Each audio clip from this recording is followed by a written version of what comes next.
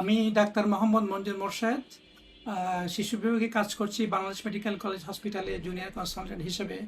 Measles আসলে একটা ভাইরাসজনিত রোগ আর কন্টাজিয়াস রোগ।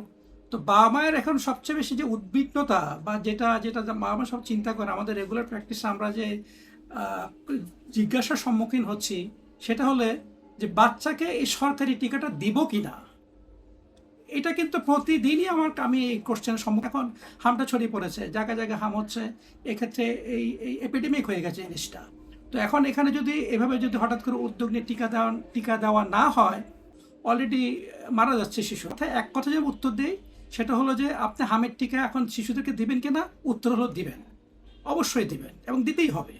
তা না হলে এটা যদি মিসিং হয় তাহলে এটা আলটিমেটলি হামটা আরও ছড়াবে। অনেকের তো প্রশ্ন আছে যে তাদের শিশুকে 9 মাস এবং 15 মাস বয়সে রেগুলার যে টিকা আগে দুটো দিয়েছে, হ্যাঁ 5 বছর এখন ওই শিশুকে আবার টিকা দিবে কিনা। হ্যাঁ, এই প্রশ্নটা খুব কমন যে আমি তো আমার বাচ্চাকে দুটো টিকা দিয়ে দিয়েছি, 9 মাসও দিয়ে দিয়েছি, 15 মাসও দিয়ে দিয়েছি, তাহলে এখন আমার টিকা দিতে হবে কিনা। উত্তর হলো হ্যাঁ হবে, দিতে হবে।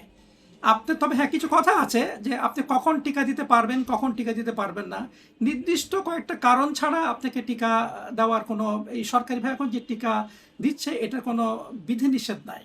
নির্দিষ্ট কিছু কারণ, যেমন আপনার বাচ্চা অসুস্থ আছে, তো অসুস্থ হলে আপনাকে হামের টিকা, আপনি কোনো হামের টিকা আপনি কোনো টিকাই দিতে পারবেন না।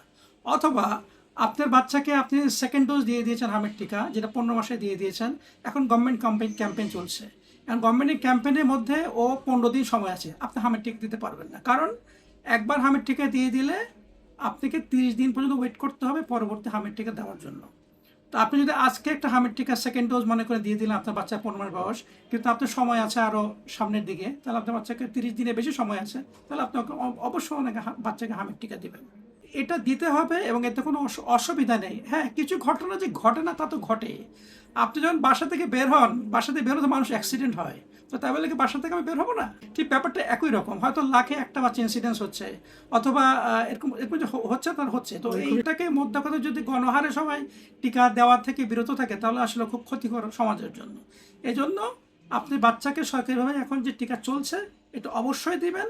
বাচ্চার বয়সের মধ্যে যদি কাভার করে, বাচ্চার যদি সুস্থতা থাকে, অবশ্যই বাচ্চাকে টিকা দিবেন।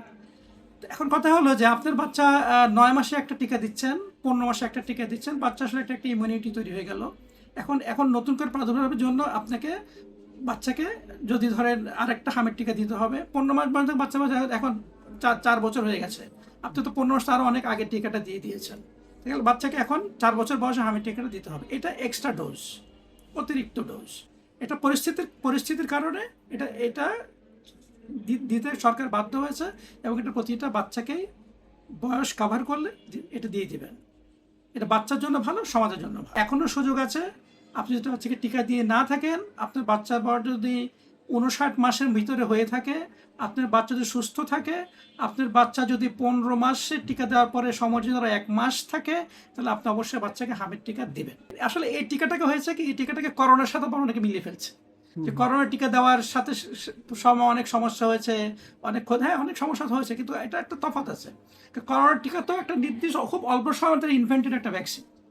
হ্যাঁ, তখন হয়তো এত এত এত কিছু একটা প্রেক্ষাপটে খুব পুরো পৃথিবী ক্রাইসিসে হয়তো টিকাটা আবিষ্কার হয়েছে, এবং দিয়েছিল যে পার্শ্ববর্তী হয়তো এটা ডে বাই ডে আরও ইম্প্রুভ করবে ভবিষ্যতে। কিন্তু এই টিকাটা তো একটা মোটামুটি একটা প্রুফড হামের টিকা। তো কাজে এটাকে অবশ্যই দিতে হবে এবং এটা দিতেই হবে।